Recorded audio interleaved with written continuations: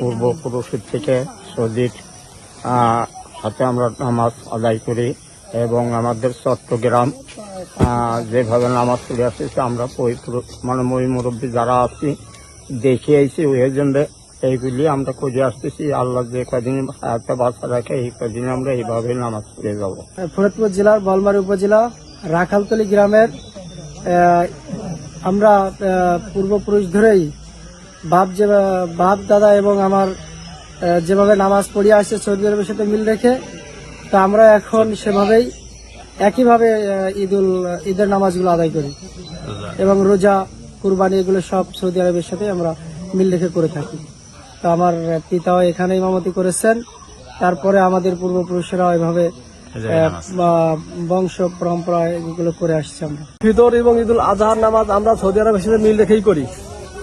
আর এই যে মহরম, আশুরা, ঈদ মিলাদুন নবী এই সবগুলোই আমরা সৌদির সাথে মিল রেখে ওই একই দিনেই করি। মানে সৌদি দিন ঈদ করে রোজা রাখে ওই দিনকে আমরা রাখি।